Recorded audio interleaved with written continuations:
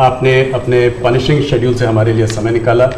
इस इंटरव्यू को हम थोड़ा अलग तरीके से करेंगे, कुछ बिग पिक्चर क्वेश्चंस पूछेंगे। शुरुआत में हमारे संग हमारे दो कलीग्स जुड़े हुए हैं, एक महाराष्ट्र के एंकर हैं, दूसरे हमारे कर्नाटका के एडिटर हैं।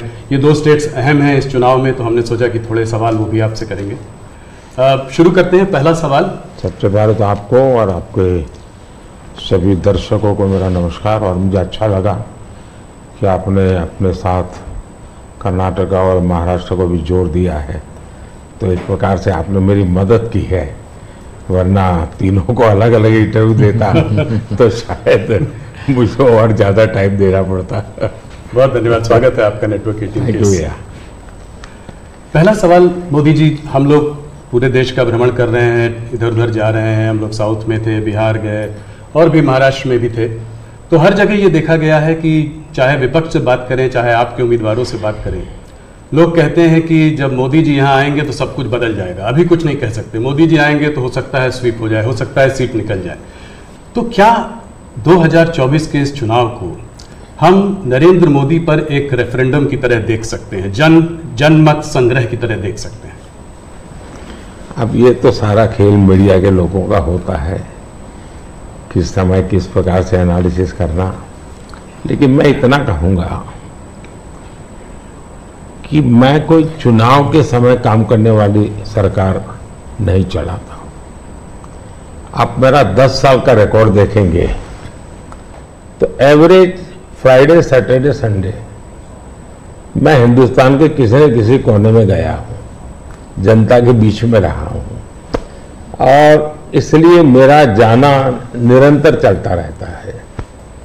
और चुनाव में मैं मानता हूँ कि लोकतंत्र का उत्सव ऐसा है कि सभी राजनीतिक दलों का कर्तव्य है कि ज़्यादा से ज़्यादा लोगों के बीच जाएं, जाकर के एक प्रकार से प्रशिक्षण का काम होना चाहिए, संवाद होना चाहिए, विचार विमर्श होना चाहिए। तो मैं एक राजनीतिक क्षेत्र के कार्यकर्ता के नाते चुनाव हो या न हो, मैं इसे अपना कर्तव्य मानता हूं और इसलिए मैं जाता हूं।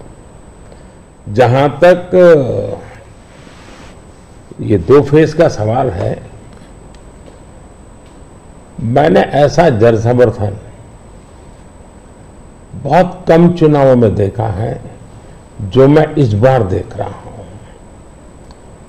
एक प्रकार से चुनाव जनता जनार्दन लड़ रही है, सुशासन के लिए लड़ रही है, अपने सपनों को साकार करने के लिए लड़ रही है। ऐसा मुझे लगता है, शायद मैं तो शायद एक निमित्त हूं।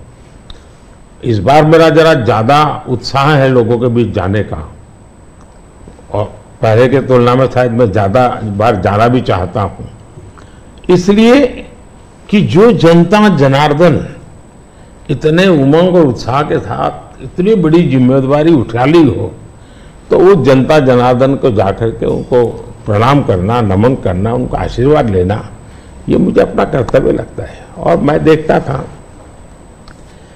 जो फर्स्ट राउंड हुआ, तो मैंने किसी दोस्तों को कहा था कि पहले राउंड में ये हमारे खिलाफ जो लोग मोर्चा लगा करके बैठने की कोशिश कर रहे हैं, पहले राउंड में वो पस्त हो गए जी। और कल मैंने देखा दूसरे राउंड में ये ध्वस्त हो चुके हैं। यानी पहले लोगों ने पस्त कर दिया, अब ध्वस्त कर दिया। मोदी जी, जब कैंपेन की आपने शुरुआत की थी तो बड़े हाई नोट पे ये कैंपेन की शुरुआत हुई थी। आपने कहा, आपने अपने सरकार के पूरे काम का परिचय दिया, आपने डेवलपमेंट एजेंडा को लेकर आगे बढ़े, इकोनॉमी पर आपने जो है बहुत प्रकाश डाला, और इसके ऊपर बहुत काम हुआ भी है। अभी इधर उधर 1-2 चरण के बाद आते आते आपने जो है राजस्थान में एक रैली में एक कांग्रेस के मैनिफेस्टो पर एक डायरेक्ट अटैक किया। आपने ये तक कहा कि इनका एक स्कीम है जिससे कि ये वेल्थ डिस्ट्रीब्यूट करना चाहते हैं, ये पता लगाना चाहते हैं किसके पास कितनी जमा पूंजी है, किसके पास कितना पैसा है, किसके पास कितना सोना है, सिल्वर है, चांदी है, और उसको वो मुसलमानों में और घुसपैठियों में बांट देना चाहते हैं। क्या ये थ्रेट इतना रियल है? क्या आपको ऐसा दिखता है? मुझे लगता है कि शायद आपकी टीम ने मेरा पूरा कैंपेन को ट्रैक नहीं किया है, या शायद विकास की बहुत सी बातें ऐसी होती हैं जिसको शायद टीआरपी के हिसाब से बैठता नहीं होगा। लेकिन आपने देखा होगा कि मेरा पूरा इलेक्शन कैंपेन दो चीजों पर केंद्रित है। एक, हमने समाज कल्याण को लिए, लोक कल्याण के लिए क्या काम किए, और सबसे बड़ा फर्क है और सरकारों में ये सरकार में, वो ये है कि लास्ट माइल डिलीवरी ये हमारी विशेषता है। नीतियां तो कोई सरकारें बनाती है, कोई सरकार बुरा करने के लिए तो आती नहीं है, अच्छा करना चाहती है। लेकिन कुछ लोगों को अच्छा करना आता है, कुछ लोग अच्छा होने का इंतजार करते हैं। मैं ऐसा हूं कि मेहनत करके जो अच्छा हो करूं, मेरा हमेशा ऐसा रहा है। अब देखिए, मैं चुनाव में लगातार बोल रहा हूं कि हमने गरीबों के लिए 4 करोड़ घर बनाए। मैं इतना लोगों को कहता हूं कि आप इस चुनाव प्रचार में जाएं तो मेरी मदद करें कि जिसके घर बनाना भी छूट गया हो, हर गांव में एक तो निकलेंगे, उनकी सूची में भेजो, ताकि जैसे ही मेरा तीसरा टर्म शुरू होगा मैं इस काम को आगे बढ़ाना चाहता हूं। 3 करोड़ घर और मैं बनाना चाहता हूं। अब आयुष्मान भारत योजना दुनिया की सबसे बड़ी health insurance and health assurance की स्कीम है ये जी। 55 करोड़ लोगों को इलाज का भरोसा कि भाई अब आपको मोदी है, मोदी की सरकार है, 5 लाख रुपए तक का खर्च होगा, संभाल लेंगे। इस बार हमने मैनिफेस्टो में कहा है कि किसी भी वर्ग का, किसी भी समाज का, किसी भी बैकग्राउंड का व्यक्ति क्यों न हो, जिस भी परिवार में 70 से ऊपर की आयु के जो भी व्यक्ति होंगे, पुरुष स्त्री सब, उन सबको हम ये 5 लाख रुपए तक मुफ्त इलाज की सुविधा देंगे। इस बार हमने मैनिफेस्टो में ये भी कहा है कि जो आशा वर्कर हैं, आंगनवाड़ी वर्कर हैं, उनको हम इसका बेनिफिट देंगे। ट्रांसजेंडर जितने भी हैं, किसी भी आयु के क्यों न हो, हम उनको ये बेनिफिट देंगे। तो ये बात हम लोगों को बताते हैं।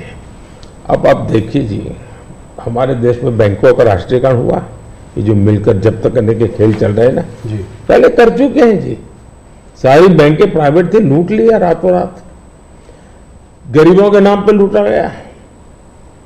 लेकिन हमारे देश की बैंकें खस्ता हाल हो गई। आधे से अधिक आबादी ऐसी थी कि गरीबों के नाम बैंक तो लिया, लेकिन बैंक खाता नहीं था।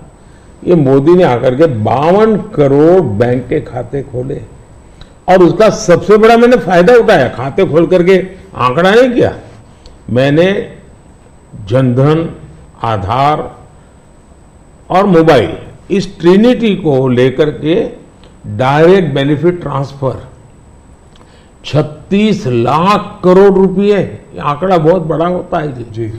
36 लाख करोड़ रुपए डायरेक्ट बेनिफिट ट्रांसफर लोगों के खाते में गए। अगर मैंने बैंक खाते न खोले होते तो इनका बड़ा फाइनेंशियल इंक्लूजन इस दुनिया में, पूरी दुनिया में एक साल में जितने अकाउंट खुलते होंगे ना, उससे ज्यादा काम हमारे देश पे हुआ है। जल जीवन मिशन हमारे देश में जी 3-4% घरों में भी घर में नल से जल आता था, वो भी ज्यादातर अर्बन लोकेलिटी में। आज 14 करोड़ ग्रामीण परिवारों को नल से जल पहुंचा है। अब ये सारे काम है, 25 करोड़ लोग गरीबी से बाहर ऐसे ही नहीं आए जी।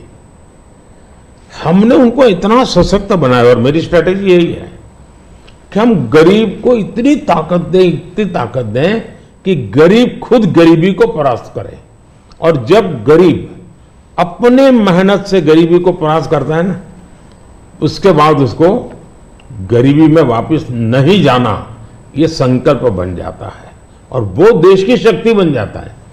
आज हमें फायदा है, 25 करोड़ लोग गरीबी से बाहर आए, बहुत बड़ा अचीवमेंट है जी। दुनिया इसकी तारीफ कर रही है जी। और ये एक मॉडल बनेगा जी। ये जो डेवलपिंग कंट्रीज है उनके लिए मॉडल बनेगा जी। आप देखिए 2014 के पहले क्या हाल था। 2014 के पहले आपके सारे मीडिया वाले निकाल दीजिए, फ्रेजाइल फाइव यही हेडलाइन होता था जी। आज जी हम वाइब्रेंट इकोनॉमी बन गए। IMF ने दुनिया के 150 देशों का समूह, जिसमें चाइना भी है, हिंदुस्तान भी है, जिसको हम कहें कि एक डेवलपिंग कंट्रीज है या जो इमर्जिंग इकोनॉमी वाले देश हैं, ऐसा का एक समूह का उनको क्लासिफाई करके उन्होंने उसका एनालिसिस किया। बड़ा इंटरेस्टिंग है। यानी एक प्रकार से ये इंडिया का पीयर ग्रुप हम कह सकते हैं। अब देखिए क्या एनालिसिस है। 1998 इंडिया पर कैपिटा GDP इस पीयर ग्रुप से 30% के आसपास थी। यानी पूरा 150 देशों का देश है। उस समय अटल जी की सरकार थी। 98 में अटल जी की सरकार है। 98 से 2004 अटल जी के अपने कार्यकाल में ये 30% को 35% ले गए। अच्छा प्रोग्रेस हुआ। लेकिन दुर्भाग्य देखिए जी, 2004 में ये सब खिचड़ी कंपनी आ गई और ये खिचड़ी कंपनी ने अटल जी की मेहनत जो थी उस पर पानी फेर दिया। 35% को 30 पर ले आ गए वो लोग। यानी इन सारी कंट्रीज ने भारत से ज्यादा अच्छा परफॉर्म किया और हमने बुरा किया। यूपीए की सरकार में भारत डेवलपिंग वर्ल्ड की अपेक्षा और गरीब हो गया। हमसे गरीब थे वो भी हमसे आगे निकल गए। लेकिन 2014 में हमारे सरकार बनने के बाद 2019 तक में आपको खुशी होगी, हम 30 पर से 37 पे पहुंचा दिया। और 24 तक मैं जब पहुंचा हूं, ये मामला 42% पहुंच गया है। यानी 30 छोड़ा था, हम 42 ले और ये हाईएस्ट है जी। यानी हमारी इनकम दुनिया के और देशों की अपेक्षा बहुत तेजी से बढ़ी है। अगर आप 10 साल के कालखंड में इन्फ्लेशन को भी ले, जो महंगाई की इतनी चर्चा करते हैं ना, तो ये 10 साल सबसे कम इन्फ्लेशन वाला कालखंड रहा है।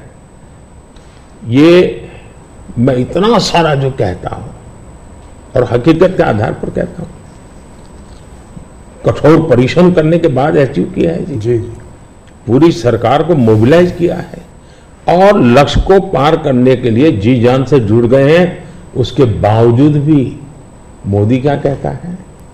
मोदी तो कहता है भाई ये तो ट्रेलर है, मुझे तो और आगे जाना है और नई नई आकांक्षाएं और मैं बहुत तेजी से बढ़ना चाहता हूं देश को लेकर के। और कांग्रेस का जहां तक मैनिफेस्टो है, कोई मुझे बताए क्या चुनाव के अंदर पॉलिटिकल पार्टियों के मैनिफेस्टो ये कोई शोपीस के लिए होते हैं क्या? सचमुच में तो मीडिया का काम है कि हर एक पॉलिटिकल पार्टी के मैनिफेस्टो की बारीकी से जांच पड़ताल करे। मैं इंतजार कर रहा था कि मीडिया करे।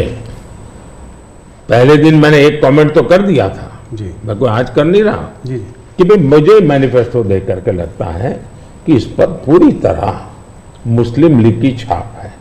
तो मुझे लगा कि मीडिया चौंक जाएगा, जो एनालिसिस करने वाले चौंक जाएंगे, लेकिन पता नहीं अब उनकी व्यस्तता कुछ और है। मैनिफेस्टो में उनकी तरफ से जो परोसा गया उतने ही गुड़ी उछालते रहे। फिर मुझे लगता भी ये तो इकोसिस्टम का बड़ा मिलीबग लगता है। अब मुझे सच्चाई लेकर जाना पड़ेगा। मैंने काफी 10 दिन इंतजार किया कि देश इस मैनिफेस्टो में जो बुराइयां हैं उसको कोई न कोई, क्योंकि निष्पक्ष तरीके से आता है तो अच्छा है। आखिरकार मुझे मजबूरन ये सच्चाइयां लेकर के आनी पड़ी। आप देखिए साहब, और उनके एक महाशय ने अमेरिका में इंटरव्यू दे दिया जी इनहेरिटेंस टैक्स पर। तो इनहेरिटेंस टैक्स की बात ले आए, 55% टैक्स आपकी प्रॉपर्टी। अब मैं विकास और विरासत की बात कर रहा हूं, ये विरासत को लूटने की बात करते हैं। तो मैं और वेल रिडिस्ट्रीब्यूशन की बात करते हैं, और उनके आज तक का इतिहास है, वो करेंगे क्या? तो फिर मेरी जिम्मेवारी, मेरी रिस्पॉन्सिबिलिटी है कि मैं देशवासियों को बताऊं कि भाई ये इस दिशा में ले जा रहे हैं। अब आप तय कीजिए, जाना न जाना जनता जनार्दन का हक है, लेकिन मेरा दायित्व बनता है कि तथ्य के आधार पर, तर्क के आधार पर, उनकी हकीकतों के आधार पर मुझे बताना चाहिए, वो मैं बता रहा हूं। सैम पिट्रोडा जी ने जो है इनहेरिटेंस टैक्स की बात की, जो हम लोगों की जमा पूंजी है, जब हम अपने लोग पूरा बचाते हैं अपने फैमिली के लिए, जब हम उसको अपने आने वाली जनरेशन को देंगे तो उस पर भी टैक्स लगेगा, और ये टैक्स बहुत बड़ा टैक्स हो सकता है। तो क्या आप कहेंगे कि बीजेपी अगर आएगी तो इस टैक्स को कभी नहीं लागू करेगी? भारतीय जनता पार्टी क्या करेगी, हमारे मैनिफेस्टो में साफ हमने लिख करके लाए हुए। अब उन्होंने कहीं सगुफा छोड़ दिया तो मैं भी वो झंडा लेके घूमूंगा, ये सवाल आपके मन में कैसे आ जाता है? ये भारतीय जनता पार्टी की विचारधारा साफ है जी। हम अपनी विचारधारा के आधार पर कार्यक्रमों को लेकर के, मैनिफेस्टो को लेकर के देश के सामने जाते हैं। कृपा करके ऐसे महाशयों के विचारों को हम पर मत थोपिए भाई। मोदी जी, राहुल गांधी ने एक बात और कही है, वो कहते हैं कि जब वो सरकार अगर उनकी आएगी तो वो एक नेशनल एक्सरे कराएंगे। इसी से जुड़ा सवाल है, इसीलिए मैं पूछना चाह रहा हूँ, एक नेशनल एक्सरे कराएंगे। बात सिर्फ कास्ट सेंसस की नहीं है जो कि वो करते आए हैं, उस पर भी मैं आपका मत जानना चाहूंगा, मगर बात वो कहते हैं इससे आगे है, बात कास्ट की नहीं, बात जस्टिस की है। और वो कहते हैं कि हम जो है एक सोशियो इकोनॉमिक सर्वे लाएंगे, एक इंस्टीट्यूशनल सर्वे लाएंगे, और उसमें देखेंगे कि किसके पास किस जाति और किस उस वर्ग के पास क्या है, कितना धन है, कितनी इंस्टीट्यूशंस में भागीदारी है, और उसके बेसिस पर हम इस पूरे सिस्टम को रीडिस्ट्रीब्यूट करेंगे। इसको आप कैसे देखते हैं?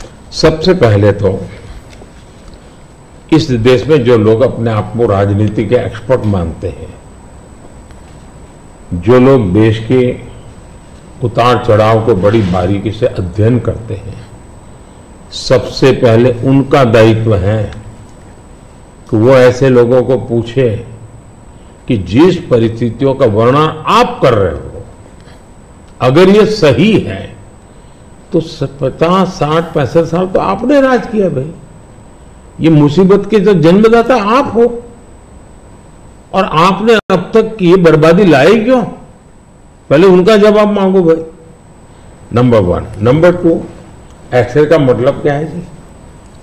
मतलब हर परिवार में जाना, घर घर छापा मारना, अगर किसी अनाज के डिब्बे में किसी महिला ने अपने गहने छपा के रखे हैं, उसको भी एक्सरे किया जाएगा, उनके गहने ले लिए जाएंगे, जमीनों का हिसाब किताब किया जाएगा, और फिर उसको रिडिस्ट्रीब्यूट करेंगे।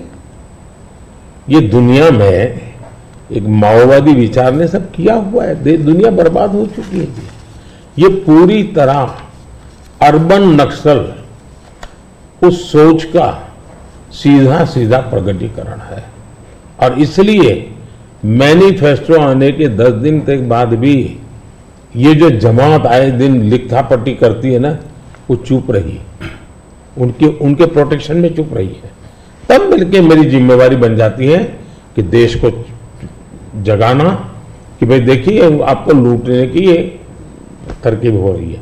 और दूसरा पार्ट है, डॉक्टर मनमोहन सिंह जी वगैरह, उन्होंने हर बार कहा है कि भाई जो भी संपत्ति होगी इस पर पहला अधिकार किसका होगा। तो हिसाब किताब तो साफ है, वो क्या करना चाहते हैं।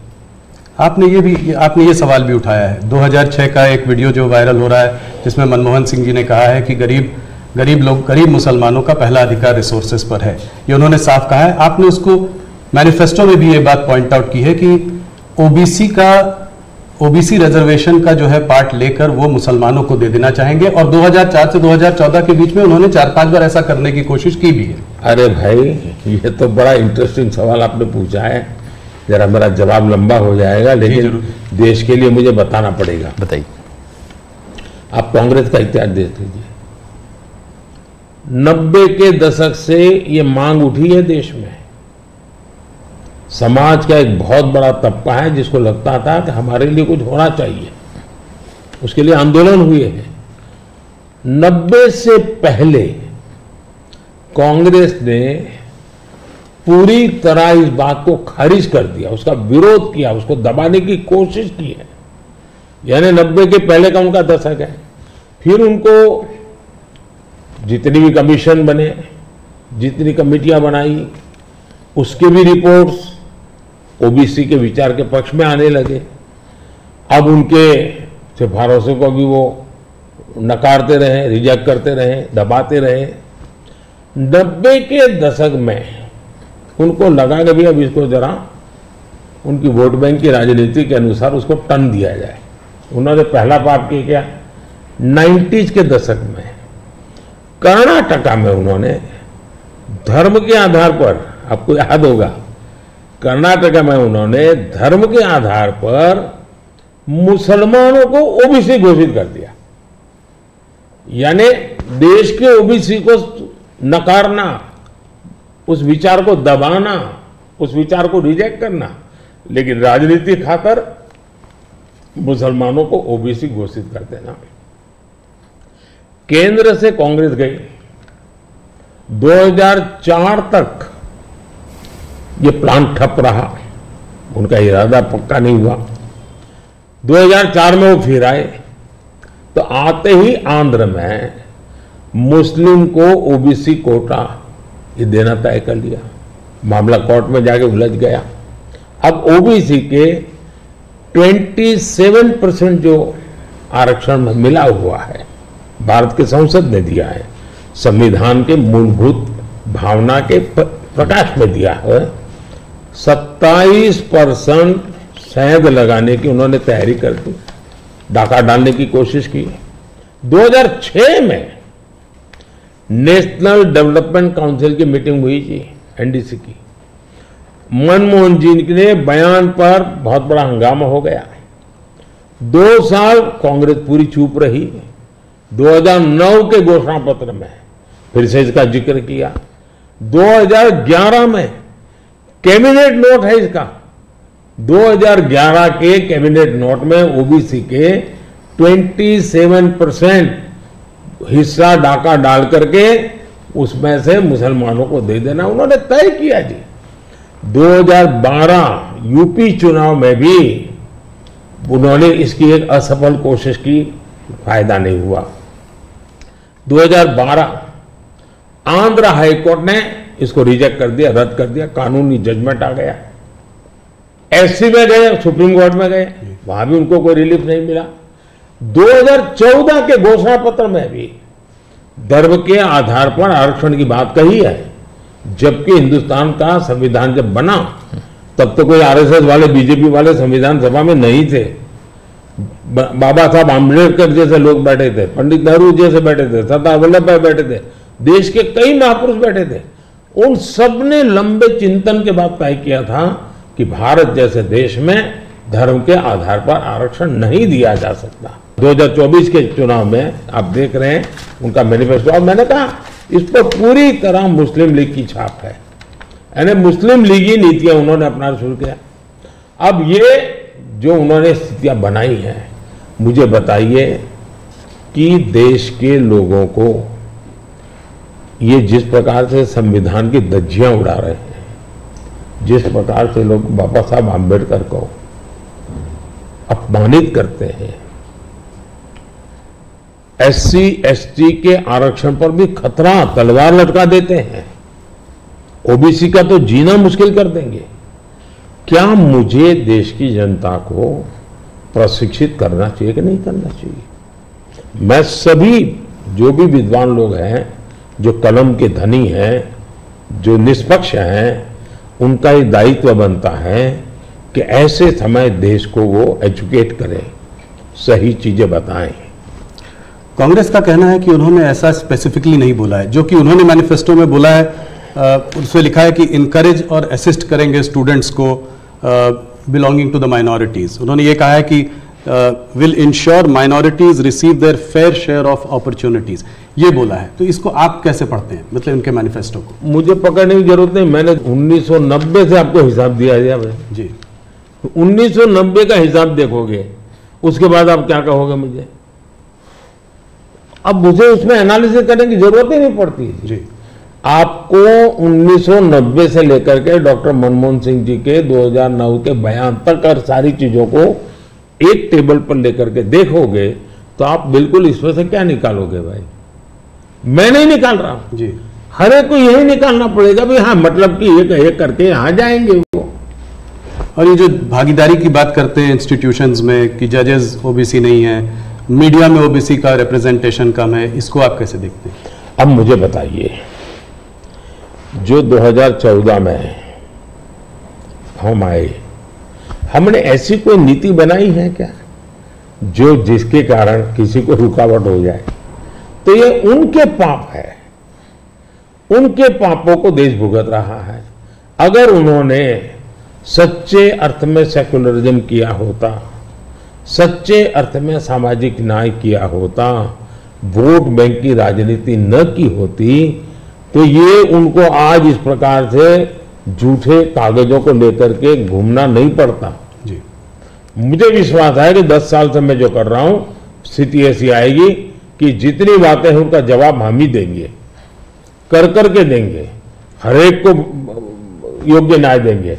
आज हमारे पहले देश के राष्ट्रपति आदिवासी कैसे बनेंगे? हमारी सोच के कारण बने। हमें 3 बार राष्ट्रपति बनाने का मौका आया, एक बार अटल जी के समय, 2 बार मेरे समय। पहली बार हमने किसको बनाया? माइनॉरिटी को बनाया। जी बिल्कुल। अब्दुल कलाम जी को बनाया। मुझे मौका मिला पहला तो किसको बनाया? दलित को बनाया। दूसरा मौका मिला तो किसको बनाया? आदिवासी महिला को बनाया। तो ये हमारे आचरण से पता चलता है कि हमारी सोच क्या है। जी। मोदी जी, आपने एक बात और कही है और इसको मैं एक लंबे सवाल से भी जोड़ना चाहता हूं। आपने कहा है कि अगर इनका गठबंधन जो है सरकार बनाएगा तो ये पीएम बाय रोटेशन होगा। ये डिसाइड नहीं कर पा रहे हैं कि किसको पीएम बनाएंगे, तो एक एक साल के लिए सब लोग पीएम बनेंगे। सवाल मेरा थोड़ा बड़ा है। सवाल ये है कि क्या आपको लगता है कि जिस स्टेज में इंडिया का जो डेवलपमेंट स्टेज है उसमें कोएलिशन गवर्नमेंट काम करेगी या एक स्टेबल गवर्नमेंट ज्यादा इफेक्टिव होगी? 2 अलग अलग सवाल है। जी। देखिए, आप कांग्रेस का कैरेक्टर देखिए। उनके यहां राजस्थान में पार्टी के अंदर आंतरिक संघर्ष था, तो उन्होंने फॉर्मूला बनाई 2.5 साल मुख्यमंत्री की। 2.5 साल एक मुख्यमंत्री रहेंगे, 2.5 साल दूसरे। ये राजस्थान में फॉर्मूला बनाई थी, नॉन फॉर्मूला है। छत्तीसगढ़ में ऐसा उनकी पार्टी के भीतर झगड़ा हुआ तो वहां भी उन्होंने फॉर्मूला बनाई कि 2.5 साल एक, 2.5 साल दूसरा, और उन्होंने मामला संभाल करके गाड़ी चलाई। और ये भी सच्चाई है कि 2.5 साल के बाद वो मुकर गए। जी। यानी खुद की पार्टी के साथ धोखा किया, खुद की पार्टी के अंदरूनी धोखा करने की उनकी प्रवृत्ति, वो तो एक। इसका मतलब ऐसी फॉर्मूला कांग्रेस के दिमाग में होना ये प्रूवन है उसमें। और मैंने अभी कहीं मीडिया में पढ़ा कि उनकी कोई छोटी सी मीटिंग हुई थी, मीडिया में पढ़ा मैंने, और उसमें ये कहा कि भाई अब आज के स्थिति जब मोदी बार बार पूछ रहा है भाई इतना बड़ा देश किसको सुपुर्द करे, आपका नाम तो होना चाहिए ना, इतना बड़ा आप किसी का भी नाम दीजिए जी। कोई तो नाम देना पड़ेगा ना। अरे क्रिकेट की टीम होती है वो भी कैप्टन बताती है, कबड्डी की टीम होती है वो भी कैप्टन बताती है। भाई आप बता नहीं रहे हो कि इतना बड़ा देश दे किसको। और तब जाकर फिर उन्होंने कोई ऐसे फॉर्मूला बनाई है कि भाई 1 ईयर 1 पीएम फॉर्मूला। अब एक पीएम 1 साल रहेगा तो आएगा, पूरी नई सरकार बनाएगा, कैबिनेट बनाएगा, तो फिर शपथ समारोह चलते रहेंगे 5 साल, और क्या होगा जी। और देश संकट समारोह में उलझता रहेगा, वो शपथ समारोह में उलझते रहेंगे। अब कोई देश ऐसे चल सकता है? इतना बड़ा देश जी। देश ने 30 साल तक अस्थिरता देखी है, मिलीजुली सरकारों का दौर देखा है। आज दुनिया में भारत के प्रति विश्वास बढ़ा है। उसका कारण भारत के 140 करोड़ लोगों ने एक स्थिर, मजबूत, स्पष्ट बहुमत वाली सरकार बनाई। तो कोई भी भरोसा करेगा भाई हाँ जी इस सरकार के पास मैंडेट है, मिलीजुली सरकार पर कोई भरोसा ही नहीं करता है। और इतना बड़ा देश ऐसे थोड़ा चल सकता है। लेकिन आज देश की राजनीति ऐसी है कि कोई एक पार्टी कितने ही बहुमत से क्यों न जीते, उसने रीजनल एस्पिरेशंस को ऑनर करना ही होगा। और इसलिए हमें पूर्ण बहुमत मिला, फिर भी हम सरकार एनडीए की बनाते हैं, एनडीए के साथियों को लेकर के बनाते, क्योंकि एक पार्टी को पूर्ण बहुमत मिलने के बाद भी देश के राजनीतिक उज्जवल भविष्य के लिए, देश के लोगों के एस्पिरेशंस के लिए, रीजनल एस्पिरेशंस को उतना ही रिस्पेक्ट देना चाहिए, उतना ही हिस्सा देना चाहिए। और ये कैरेक्टर एनडीए ने डेवलप किया है, भारतीय जनता पार्टी ने करके दिखाया है। आपने रीजनल एस्पिरेशंस की बात की तो उसकी बात हम लोग करेंगे। एक सवाल और जिससे पहले कि उस पर आते हैं, ऑपोजिशन की सारी पार्टीज, राहुल गांधी, कांग्रेस, सब ये कहते हैं कि मोदी जी ये जो है मैच फिक्सिंग कर रहे हैं इस चुनाव पर। उन्होंने कहा है कि ईडी, सीबीआई और ईवीएम के बिना आप चुनाव नहीं जीत सकते। क्या कहेंगे आप? ईवीएम का जवाब तो देश की सुप्रीम कोर्ट ने दे दिया है। और 2014 में इनके पास ईडी थी, इनके पास सीबीआई थी, तो हार क्यों गए भाई? मेरे होम मिनिस्टर तक को जेल में डाल दिया था, तो हार क्यों थे गए वो? अगर ईडी सीबीआई से चुनाव जीते जाते तो ईडी सीबीआई का काम तो इतने सालों तक कांग्रेस ने किया है, वो जीत जाते हैं जी। और इतना बड़ा देश एक म्यूनिसिपैलिटी का चुनाव फिक्स नहीं कर सकते हो भाई, जरा करके देखो। ये संभव होता है क्या फिक्सिंग? क्या क्या दुनिया को मूर्ख बना। लेकिन दुख इस बात का है कि ऐसी बातें करने वालों को आप मीडिया के लोग उनको पूछने के बजाय हमको पूछते हो। मोदी जी थोड़ा सा, लेकिन इसमें एक बात चौकस है जी, मैं मानता हूं पिछले कई दिनों से इंडिया अलायंस के लोग इतने निराश हो चुके, इतने निराश हो चुके हैं कि अभी उनको बहाने ढूंढना बहुत जरूरी बन गया है। क्योंकि पराजय के बाद भी लोगों के सामने जाने के लिए उनको इसलिए मैं समझता हूं शायद वो अभी से ये सारे तर्क ढूंढ रहे हैं कि पराजय के तर्क क्या होंगे, शायद उसी की उनकी इंटरनल एक्सरसाइज है ये। मोदी जी दो स्टेट्स अहम है इस चुनाव में, एक है कर्नाटका और एक है महाराष्ट्र। कर्नाटका जहां पे अभी आपकी हार हुई थी विधानसभा के चुनाव में, और महाराष्ट्र इसलिए क्योंकि वहां पर एक अजीब सी खिचड़ी बनी हुई है, दो पार्टियां टूटी हैं। मेरे दो साथी मेरे साथ हैं, सबसे पहले शुरुआत करते हैं कर्नाटका से।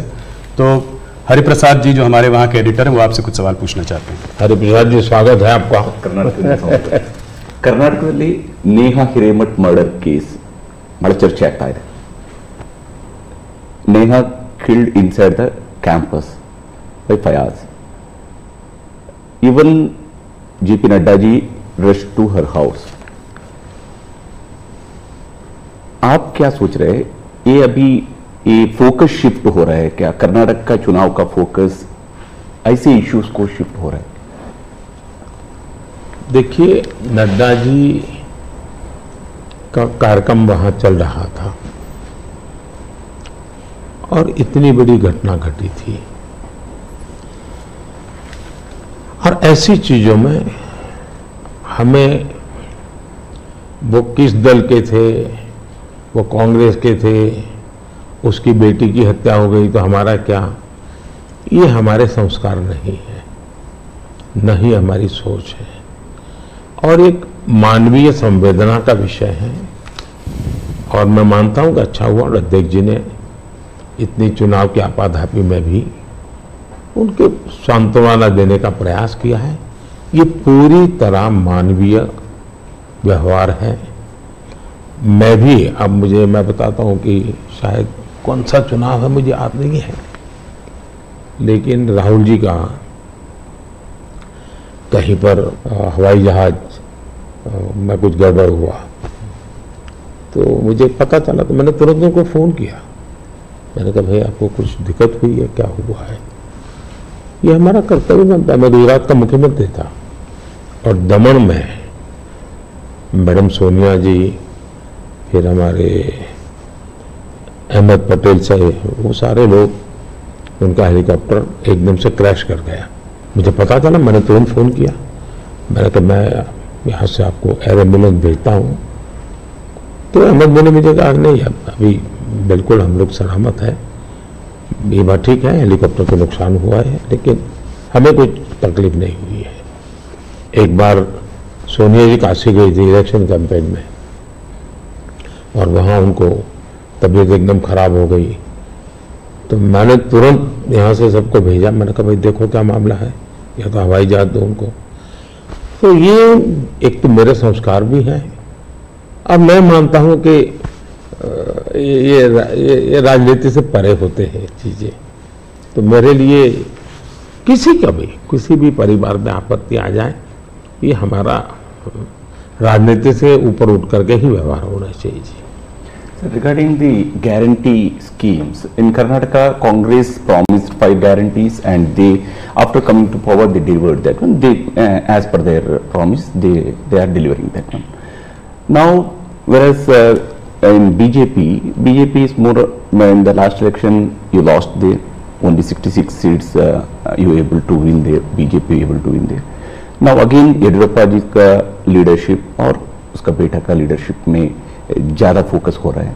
इसका वजह से थोड़ा सा बीजेपी के अंदर भी कुछ लोग नाराज भी है उधर। वो एक्चुअली आपका मन में कर्नाटक में अभी बीजेपी कितना सीट जीत सकते हैं, क्या है? नंबर 1, यस, कर्नाटका की जनता पश्चाताप कर रही है कि हमने इतनी बड़ी गलती कर दी, इनको बिठा दिया। तो जन समर्थन हमारा कम नहीं हुआ है, जन समर्थन हमारा बढ़ा है। लेकिन इन्होंने इतने ही कम समय में सीएम कौन, अभी भी वो बात सेटल नहीं हुई है। शपथ हुआ है सीएम का, लेकिन सेटल नहीं हुआ है। अपने आप को सीएम मानने वाले लोग बहुत है उसमें। अब कानून व्यवस्था देखिए, चरमरा गई है, बम ब्लास्ट हो रहे हैं, हत्याएं हो रही हैं, आर्थिक स्थिति पूरी तरह कंगालियत की स्थिति में है। वादे तो बड़े बड़े कर दिए उन्होंने और फिर टैग लगाए, ऐसा होगा तो ये मिलेगा, वैसा होगा तो नहीं मिलेगा। मतलब आप जनता के साथ धोखा भी कर रहे हो। जब हमने कहा कि भाई हम इन लोगों को आयुष्मान कार्ड देंगे, मतलब देंगे, फिर इफ्स एंड बट लगा करके उसमें बेईमानी नहीं करनी चाहिए। अभी जब हमने कहा कि हम 70 साल से ऊपर के किसी भी वर्ग के व्यक्ति होंगे, इनको आयुष्मान कार्ड देंगे, मतलब देंगे। आप में ये हिम्मत होनी चाहिए। उन्होंने किसानों की जो योजना थी वो रद्द कर दी, किसान सम्मान निधि। कोई कारण नहीं है इस प्रकार से करने का। अब आप कोई सोच सकता है, जब बेंगलुरु दुनिया में हमारा बहुत बड़ा देश की इज्जत बढ़ाने में बेंगलुरु का बहुत बड़ा रोल है। दुनिया में जब जाते हैं ना, तो बेंगलुरु कहते ही ऐसा लगता है वो जैसा परिचित है। टेक हब के रूप में जाना जाता था, आपने देखते ही देखते इसको टैंकर हब बना दिया और टैंकर में भी माफियाशाही चल रही है। पानी के लिए लोग तरस रहे हैं। अगर ये जो हालत उन्होंने कर दी है, अब युवाओं के स्कॉलरशिप आपने संख्या भी कर दी, अमाउंट भी कम कर दी। यानी एक के बाद एक आपने ऐसे नेगेटिव काम किए हैं। जिन मुद्दों को लेकर के वोट मांगा, उन मुद्दों को आप वोट दे नहीं पा रहे हैं। अच्छा, डेप्यूटी सीएम वो अपने भाई के लिए वोट मांग रहे हैं और वो खुद सीएम बन सके इसलिए सब खेल खेल रहे हैं। वो सीएम से हटे इसके लिए भी खेल खेले जा रहे हैं। जहां तक भारतीय जनता पार्टी का सवाल है, हम टीम स्पिरिट से काम करने वाले लोग हैं। भले मेरी टीम ने मोदी को आगे किया, लेकिन मेरी पूरी टीम काम कर रही है जी। उसी प्रकार से येदियुरप्पा जी हमारे वरिष्ठ नेता हैं, लेकिन काम पूरी टीम कर रही है और टीम मेहनत करती है, लोगों को विश्वास भी है और हम आगे बढ़ रहे हैं। The second phase selection of Karnataka, that's in nation it's the third phase, but for us in Karnataka it's the second phase election for 14 seats. There's northern part of Karnataka, majorly drought hit places are there. Now regarding this drought, बारे में already Congress is claiming that we went to Supreme Court. Now central government is forced to give a rightful compensation. What's your opinion? देखिए, सिद्धाराम में है कि जब पुरानी सरकार थी और वहां ड्राउट था उस समय, मैंने खुद के ने उनकी पूरी टीम को यहां बुलाया था। एज ए प्राइम मिनिस्टर मैंने उनकी टर्म में इनको बुलाया था। बैठ करके मैंने कहा भाई पहले हम जल संचय की योजना हमें बनानी चाहिए। अब जहां तक स्टेट डिजास्टर रिलीफ फंड का सवाल है, हमारी सरकार ने पहले ही जो केंद्र का हिस्सा होता है वो उनके यहां बैंक के खाते में जमा करके दे दिया हुआ है जी। हमारी इंटर मिनिस्ट्रियल टीम उसने भी प्रभावित क्षेत्रों में जो नियम है, पद्धति हो जो हमने नहीं बनाई, कई दशकों से है, उसके अनुसार वो टीम वहां गई है, जाकर के उसने सर्वे किया है। और हर बार ऐसा होता है, जैसे मेरे यहाँ गुजरात में भूकंप हुआ तो मैंने एक मेमोरेंडम भेजा, भारत सरकार ने एक टीम भेजी, उन्होंने सर्वे किया, उन्होंने हिसाब किताब लगाया। अब ये सारी प्रोसेस चली, आचार संहिता आ गई, तो हमने इलेक्शन कमीशन को कहा भाई हमारे सामने ये विषय है, हम इसको जैसा ही आप परमिशन देंगे हम देना चाहते हैं। एनडीआरएफ के तहत अब राशि रिलीज भी कर चुके हैं उस नियम के अंतर्गत। मोदी जी, थोड़ा सा हमारे संग हमारे एंकर जुड़े हुए हैं विलास बड़े, आपसे कुछ महाराष्ट्र के बारे में बातचीत करना चाहते हैं। नमस्कार भैया। मोदी जी, तुम्हाला महाराष्ट्राचा नमस्कार, महाराष्ट्राकडून नमस्कार। महाराष्ट्र में बीजेपी को उन 23 सीटों को बचाना है जो आपने 2019 में जीती थी, लेकिन इस बार महाराष्ट्र में एक पूरी खिचड़ी बनी हुई है। शिवसेना और एनसीपी टूटी है, उनके दो पार्टनर आपके साथ है, जो दो गुट है आपके साथ है। क्या उद्धव ठाकरे जी और शरद पवार जी के साथ या उनके पक्ष में आप कोई एक सिंपैथी की लहर देख रहे? देखिए, पहले बात तो मैं महाराष्ट्र के सभी लोगों को मेरा नमस्कार, और मेरे लिए अच्छी बात है कि मैं अलग से महाराष्ट्र के विषय को लेकर के आपसे बात कर रहा हूं।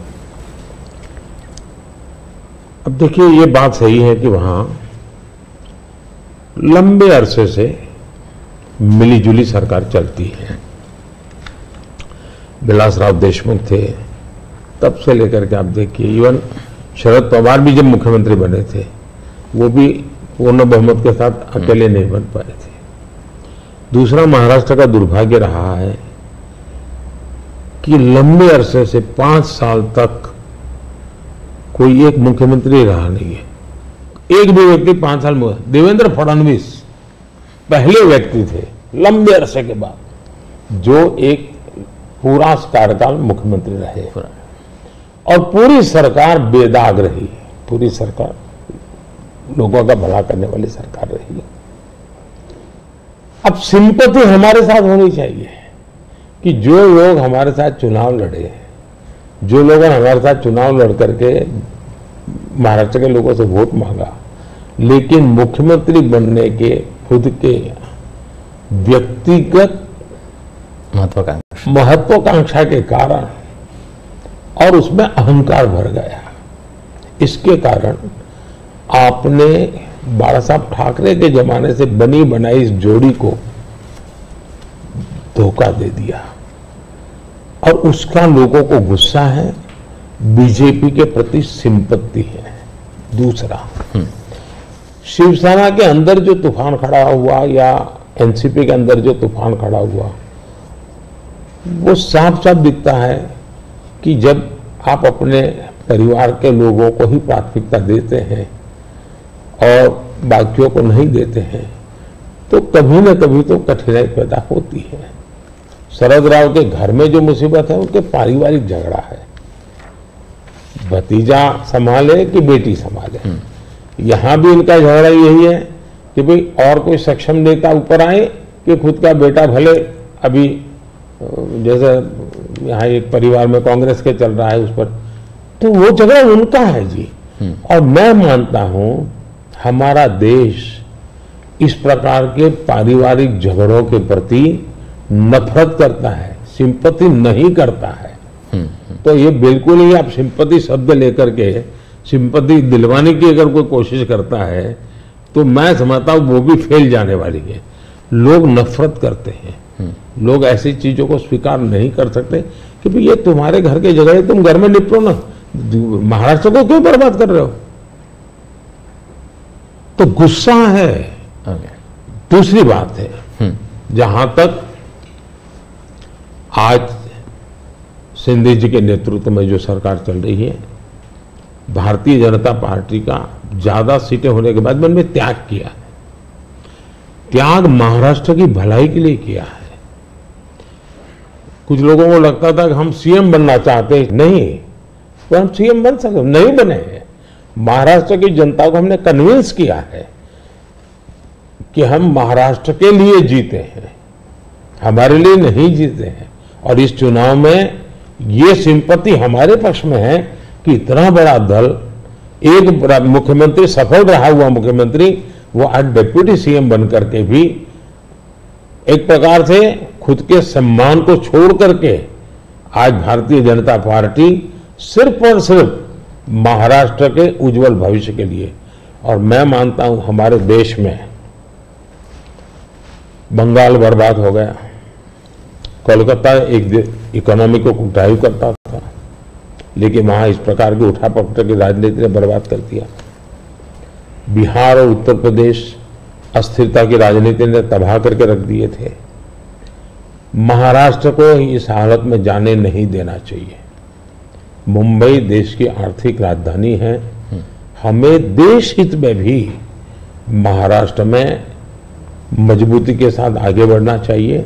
और ये बात हम महाराष्ट्र की जनता को समझा रहे हैं, उनको कन्वे कर रहे हैं, और महाराष्ट्र की जनता बहुत पॉजिटिव रिस्पॉन्स दे रही है जी। ओके, महाराष्ट्र में बीजेपी, शिवसेना और एनसीपी की महायुति बनी है, लेकिन इस चुनाव में आखिरी समय तक सीटों की खींचातान बहुत चल रही है। अभी तक टिकट का वितरण भी बहुत जगह पे नहीं हुआ है। ये महायुति पर एक बड़ा सवाल नहीं है खड़ा करता? मुझे लगता है ये जो पहले दो वाक्य बोले ना, उसके सिवाय बाकी सब जो बता रहे वो उन लोगों का प्रॉब्लम है। वहां सीटें तय नहीं हो पा रही है, वहां निर्णय नहीं हो पा रहा है, वहां पैरेलल चुनाव लड़े जा रहे हैं। इस बाजू तो ऐसा ही नहीं, तो चल पड़े हैं लोग, मिलजुल करके सीटें तय कर करके चल पड़े हैं जी, और वेल इन एडवांस कर दिया है। शिवसेना, बीजेपी और एनसीपी, ये तीनों ने इसको कर लिया है। सामने जो नकली पार्टियों का मेला मिलाप है वहां नहीं हो पा रहा है जी, उल्टा है। कितनी सीटें देखते हैं आप महाराष्ट्र में? पिछली बार 41 आई थी, इसलिए पूछ रहा हूं ये सवाल। हम बहुत ताकत के साथ आगे बढ़ रहे हैं, वोट भी बढ़ेगा, सीट भी बढ़ेगी। सर, 2017 में आप ही की सरकार ने शरद पवार जी को पद्म विभूषण दिया था, जो देश का सेकेंड हाईएस्ट सिविलियन ऑनर है। लेकिन पिछले मंगलवार को शरद पवार जी ने एक कह दिया, मराठी में ते मराठीत असं म्हणाले की मोदी जी देशाचे नवे पुतीन आहे, आप नए पुतीन बन रहे हैं। आप इस कमेंट को कैसे देखते हैं? मैं उनका आदर करता हूं, आज भी करता हूं। हाँ। और मैं मानता हूं सार्वजनिक जीवन में लंबे अरसे तक जिन जिन लोगों ने काम किया है वो हमारे साथ रहे न रहे, हमारे विरोध बने, वो अलग बात है। इसका मतलब ये हुआ कि जिसके अंदर वो पुतिन को देखते हैं उसकी सरकार से अवार्ड लेकर के वो गर्व कर रहे हैं। ये तो बहुत बड़ा कॉन्ट्राडिक्शन है भाई। लेकिन वो गर्व कर रहे हैं। जहां तक मेरी पार्टी की सोच और व्यक्तिगत रूप से मेरी सोच। अब देखिए, हमने भारत रत्न दिया तो किसको दिया? प्रणब मुखर्जी, नरसिम्हा राव, चौधरी चरण सिंह जी, कर्पूरी ठाकुर, और इस देश में किसी ने क्वेश्चन नहीं किया कि मोदी जी अब इनको क्यों भारत रत्न दे रहे हैं। सबको लगता हाँ यार ये ड्यू था, डिजर्व था। किस दल के थे? हमारे खिलाफ ढेर सारी बातें उन्होंने बताई हुई ऐसे लोग हैं, लेकिन निर्णय उसके आधार पर नहीं होता है। आप पद्म पुरस्कार देखिए, मुलायम सिंह जी, असम के तरुण गोगोई जी, पीए सांगमा जी, जमीर जी, एसएम कृष्णा जी, आप देखिए जी, सारे लोग हैं दूसरी पार्टियों के हैं, हमने उनको पद्म दिया। हम पद्म देते हैं उनको अपने अपने क्षेत्र में जो उनका योगदान है, देश के लिए जो भी उन्होंने किया है, ये देश का दायित्व है। अवार्ड देश का है, दल का नहीं है जी। ये मोदी की पर्सनल प्रॉपर्टी नहीं है, ये भारतीय जनता पार्टी का उस पर कॉपीराइट नहीं है जी। तो मैंने पूरा पद्म पुरस्कार, तो मैं मानता हूं कभी अगर आप स्टोरी चलाएं, मीडिया के लोग इंटरेस्ट करें, भारत में पद्म पुरस्कार को कैसे परिवर्तित किया गया, कैसे पद्म पुरस्कार एक प्रकार के सच्चे अर्थ में सम्मान बना दिया, इतना बड़ा काम उन्होंने किया है। अगर तारीफ होनी चाहिए तो इस बात की होनी चाहिए कि भाई आप बहुत बड़े सोच वाले लोग हैं कि आप ऐसे ऐसे निर्णय करते हैं। ये क्वेश्चन नहीं होना चाहिए कि आपने उनको क्यों दिया। नहीं, देने के बाद भी उन्होंने ऐसा है स्टेटमेंट, ये शर्ती थोड़ा होता है मैं पद्म देता हूं मेरे लिए चुप रहना। ये कोई एग्रीमेंट थोड़ा होता है, ये गिव एंड टेक फॉर्मूला नहीं है जी। मोदी जी, थोड़ी सी बात उत्तर प्रदेश की करते हैं। सबसे बड़ा प्रदेश है, 80 सीटें वहां से आ रही हैं। क्या इस बार आप लोग 2014 का रिकॉर्ड तोड़ पाएंगे? 71 सीट लाई थी बीजेपी, 73 एनडीए। इस बार अगर देखें तो अखिलेश और राहुल साथ में चुनाव लड़ रहे हैं और दमखम के साथ जो है पूरे परिवार को उन्होंने वहां से उतारा है। खुद कन्नौज से लड़ रहे हैं अखिलेश जी, डिम्पल मैनपुरी से लड़ रही हैं, फिरोजाबाद, आजमगढ़, तमाम जगह से उनके परिवार के लोग लड़ रहे हैं। हो सकता है कि कहते हैं कि गांधी लोग भी शायद वापस अमेठी और रायबरेली से लड़े। तो इस उसमें आप इस चुनाव को कैसे देखते हैं? राहुल जी, आप जितने गर्व से सब उतरे हैं, सब 4 बार बोल रहे हैं। नहीं, गर्व से ये मजबूरी है कि क्या है? परिवार के लोगों को उतारना पड़ रहा है, ये मजबूरी है। ये उनका मूल कैरेक्टर के इसके सिवा उनके पास कोई है ही नहीं। फैमिली मेंबर के लिए लड़ना, फैमिली मेंबर के लोगों के लड़वाना, यही खेल है। अच्छा, ये पहले इकट्ठे नहीं आए क्या भाई? पहले भी इकट्ठे आ चुके हैं, बार बार इकट्ठे आ चुके हैं। लेकिन उत्तर प्रदेश की जनता को अपना भविष्य क्या है उसकी समझ पूरी है, और इसलिए मैंने पार्लियामेंट में कहा था कि आज उत्तर प्रदेश की और देश का हाल ऐसा है कि बड़े बड़े नेता लोकसभा के मैदान से भाग रहे हैं, राज्यसभा का रास्ता खोज रहे हैं, और हुआ वैसा ही है।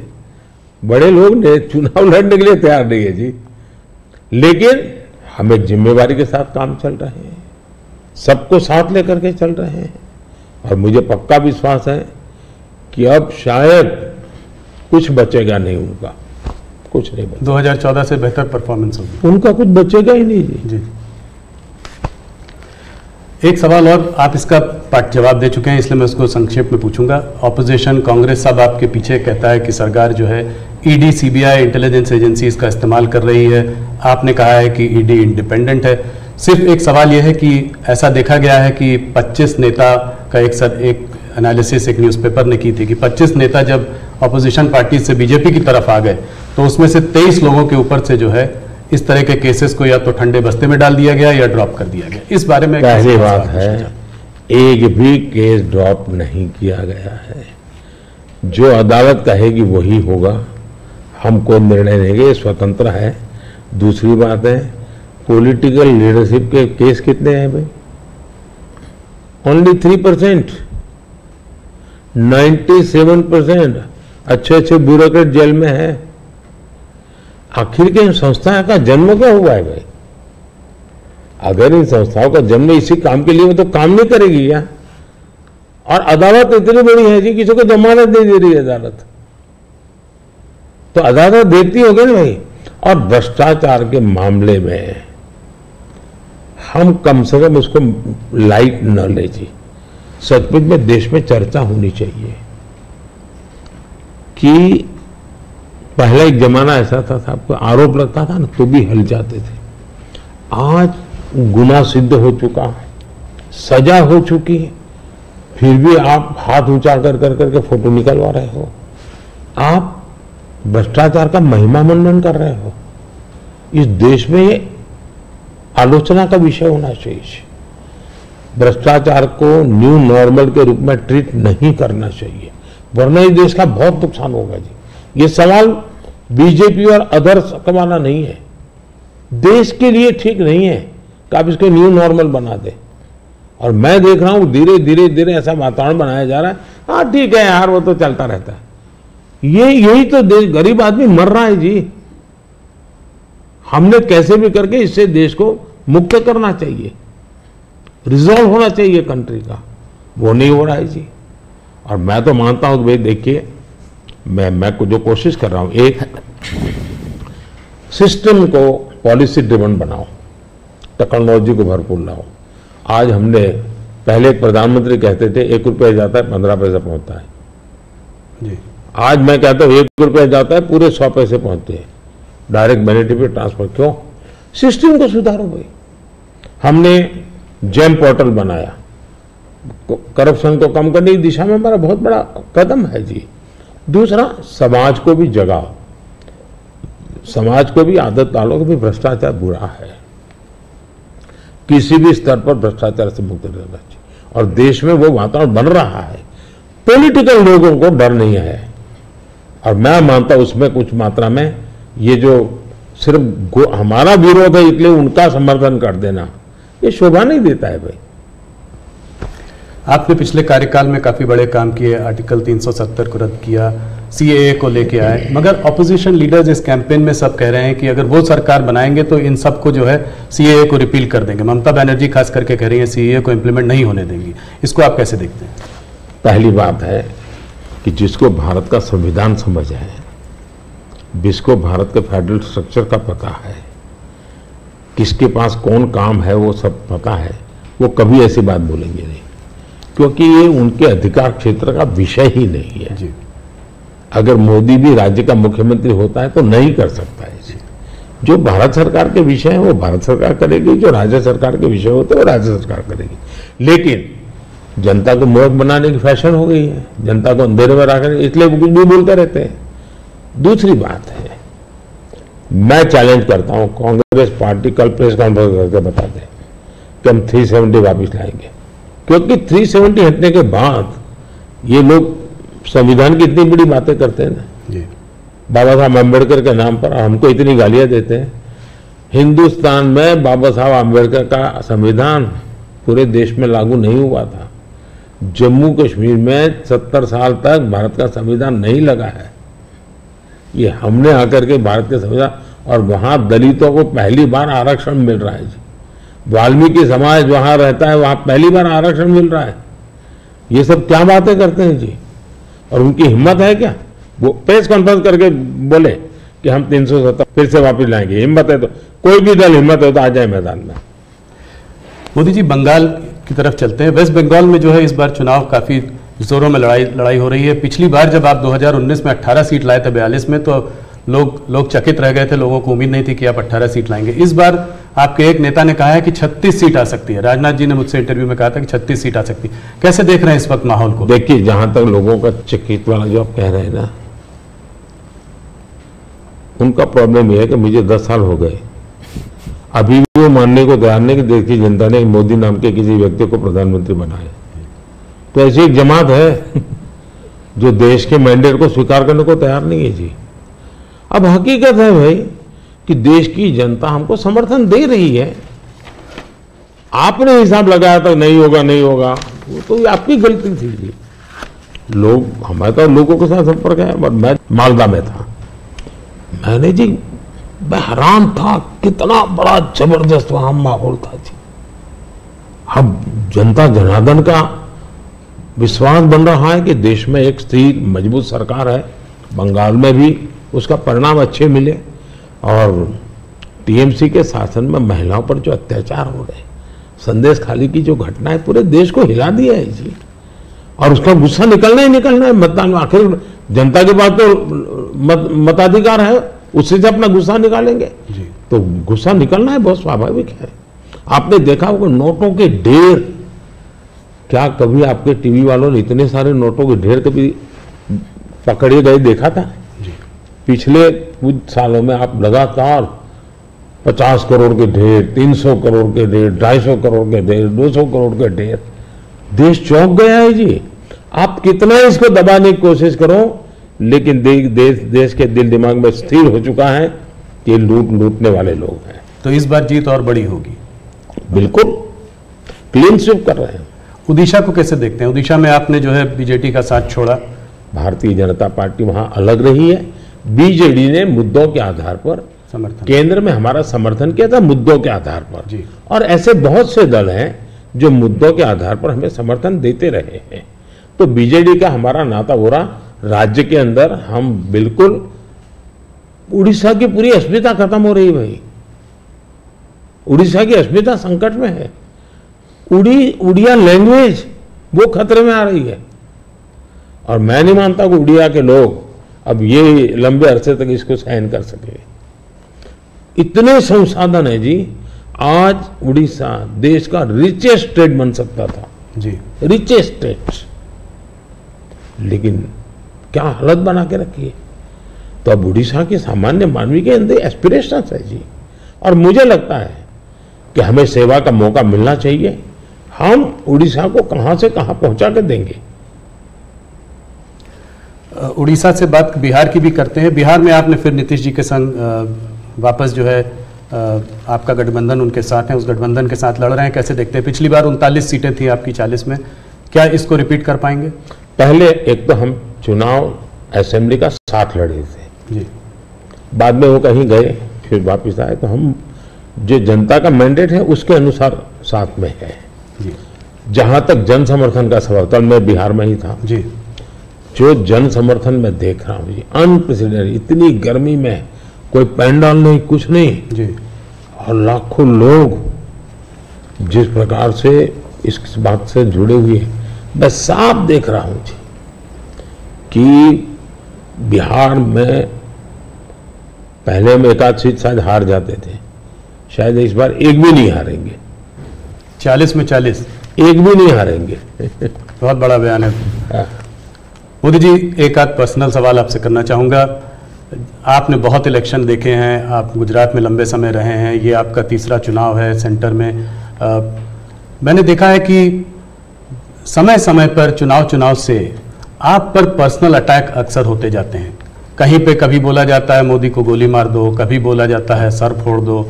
अभी हाल फिलहाल में राहुल गांधी ने भी आप पर आपको कुछ ऐसे शब्द बोले हैं जो कि पर्सनल अटैक के तौर पर उनको भी देखा जा सकता है। ये ऐसा मोदी के साथ क्यों होता है?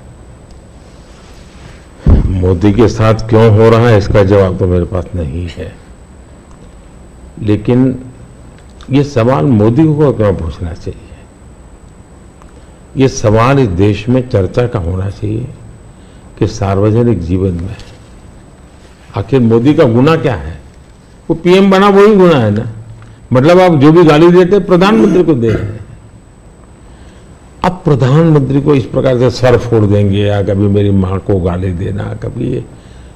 और मैं हैरान हूं जी, भारत के राष्ट्रपति पर भी किस प्रकार का कटाक्ष किया गया था। शर्म आए इस प्रकार की भाषा का प्रयोग किया था। मैं हमेशा मानता हूं जी, मतदाता ही मेरा परिवार है, देश ही मेरा परिवार है और मैं सकारात्मक से जा रहा हूं। लेकिन जो ऐसा कर रहे हैं उस पर तो मैं आप लोगों पर छोड़ता हूं, देशवासियों पर छोड़ता हूं कि इन लोगों की तरफ कैसे देखना चाहिए। मोदी जी, अगर एक सवाल मैं ये समझना चाहूं कि ये जो तीसरा टर्म होगा आपका, वो पहले दूसरे से अलग कैसे होगा? पहला कार्यकाल मेरा कैसा गया, तो मैं सामान्य मानवी की जो जरूरतें थी उनको मैं एड्रेस करना चाहता था। मैंने उस दिशा में काम किया और उस समय देश के अंदर एक निराशा का वातावरण था, सरकार के प्रति नफरत का वातावरण। भाई सरकार यानी निकम्मी, मुझे विश्वास भर रहा था। मैंने उस पर काम किया, मजबूती लाया। जो दूसरा कार्यकाल था वो मैंने कुछ परिणाम दिखाए, लोगों को विश्वास भर दिया कि हम आगे बढ़ सकते हैं। हम दुनिया के अंदर एक कॉन्फिडेंस लेवल आया है देश में, वो कॉन्फिडेंस एक बहुत बड़ी ताकत है।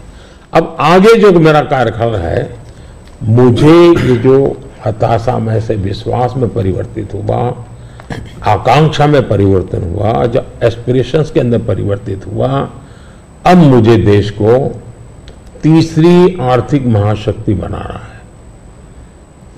लेकिन ये जब मैं 11 से 5 पे लाया, उसी की कंटिन्यूटी है जी।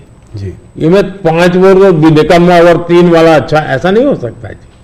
तो पहले मनमोहन सिंह के समय पर 11 तक थे, हम जोर लगा करके 5 पर ले आए, अब जोर लगा करके 3 पर ले जाएंगे। तो हम हर चीज में कंटिन्यूटी करना चाहते हैं। अब जैसे बिजली, हमने बिजली पहुंचाने का बड़ा अभियान चलाया, बिजली पहुंचा दी।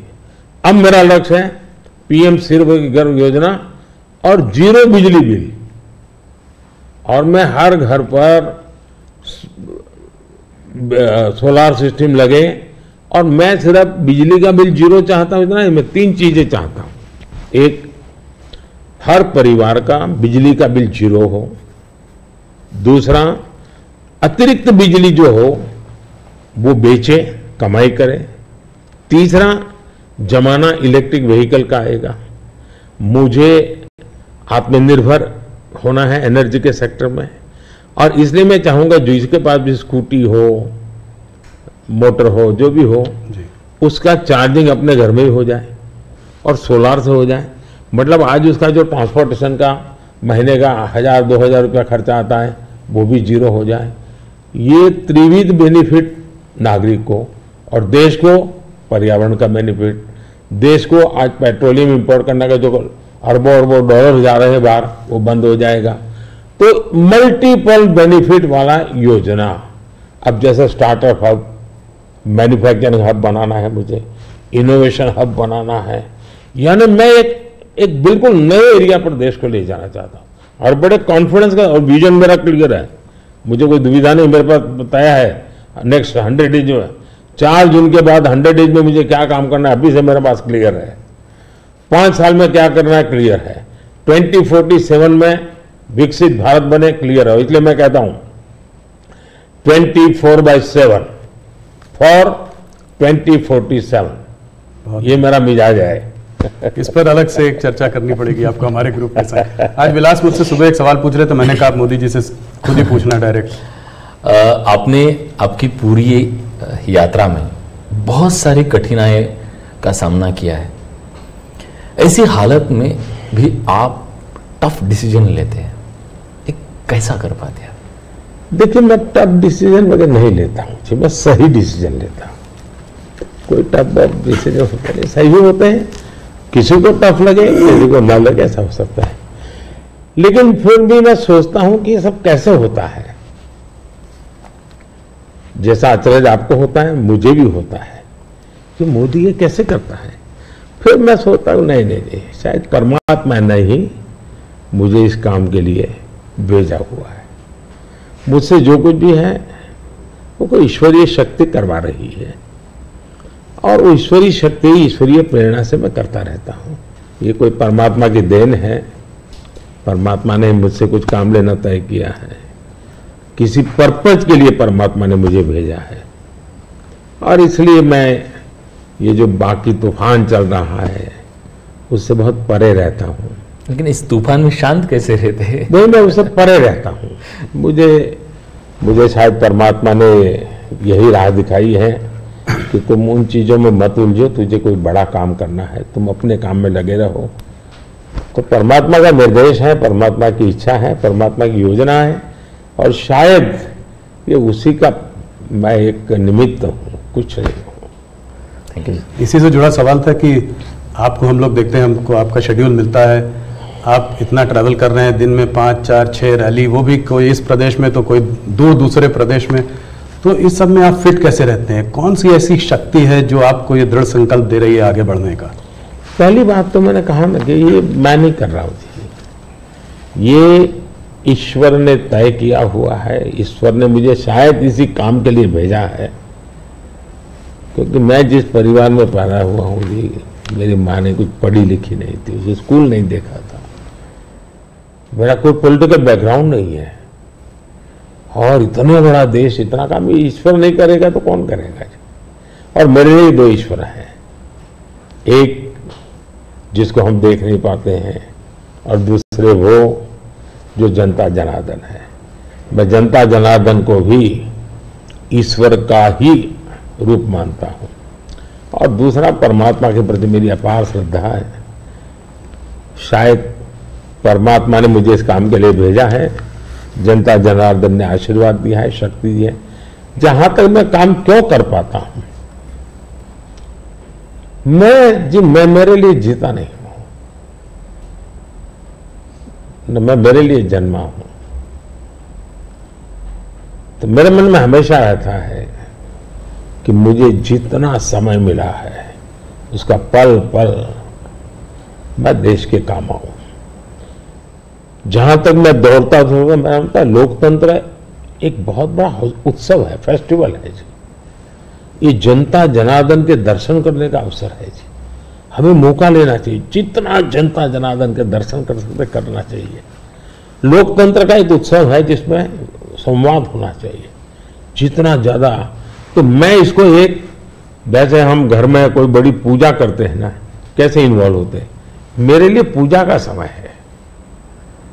मेरे 140 करोड़ देवता, उनकी मैं पूजा कर रहा हूं, उस भाव से मैं चलता हूं, लगा रहता हूं उनमें, वो खप जाता हूं और थकता नहीं हूं, भगवान को देख के आता हूं। मोदी जी बहुत बहुत धन्यवाद आपका, आपने अपने समय, इतना समय निकाला। आपके नारे की तरह इस बार हमारा भी एक नारा है, अगली बार सिर्फ न्यूज़ 18 पर आर पार। बहुत बहुत धन्यवाद, आपने हम लोगों को समय दिया। चलिए, बहुत बहुत धन्यवाद। धन्यवाद। सगळ्यांना माझे नमस्कार। सगळ्या महाराष्ट्रातल्या जनतेला